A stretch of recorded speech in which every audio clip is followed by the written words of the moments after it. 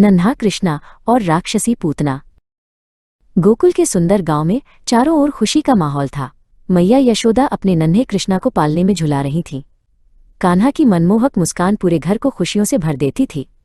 सभी ग्रामीण इस दिव्य बालक के दर्शन पाकर स्वयं को धन्य मानते थे। वहीं दूसरी ओर मथुरा के महल में दुष्ट राजा कंस बहुत क्रोधित था। वो जानता था कि गोकुल में रहने वाला वो बालक ही उसका काल है। उसने एक भयंकर राक्षसी पूतना को बुलाया और उसे नन्हे कृष्णा को समाप्त करने का आदेश दिया। पूतना ने एक मायावी रूप धारण किया। उसने अपनी राक्षसी सूरत को छिपाकर एक अत्यंत सुंदर स्त्री का रूप ले लिया। उसने रेशमी वस्त्र पहने और बहुमूल्य आभूषणों से स्वयं को सजा लिया ताकि गोकुल में कोई भी उसे पहचान न सके। जैसे ही पूतना गोकुल की गलियों में पहुंची, ग्रामीण रेवती उसे देखकर चकित रह गई। रेवती को लगा कि साक्षात लक्ष्मी जी गांव में पधारी हैं। उसने आदर के साथ उस सुंदर स्त्री का स्वागत किया, ये जाने बिना कि वो वास्तव में एक राक्षसी है। पूतना चुपके से मैया यशोदा के घर में प्रवेश कर गई। वहां उसने देखा कि नन्हा कृष्णा अकेले पालने में लेटा हुआ था।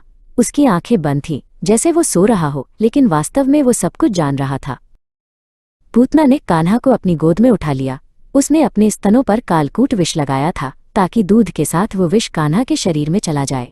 उसने बड़े प्रेम का नाटक करते हुए बालक को स्तनपान कराना शुरू किया। नन्हे कृष्णा ने दूध पीना शुरू किया, लेकिन इसके साथ ही उन्होंने पूतना के प्राणों को भी खींचना शुरू कर दिया। पूतना को अचानक बहुत तेज दर्द महसूस होने लगा। उसकी सुंदरता गायब होने लगी और वो छटपटाने लगी।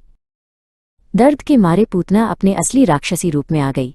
वह एक विशाल पहाड़ जैसी राक्षसी बन गई और गोकुल के बाहर एक बड़े मैदान में जाकर गिर पड़ी। उसके गिरने से धरती कांप उठी और उसके प्राण पखेरु उड़ गए। ग्रामीण दौड़ते हुए वहां पहुंचे और दृश्य देखकर दंग रह गए। उस विशाल राक्षसी के मृत शरीर के ऊपर नन्हा कृष्णा सुरक्षित बैठा हुआ खेल रहा था।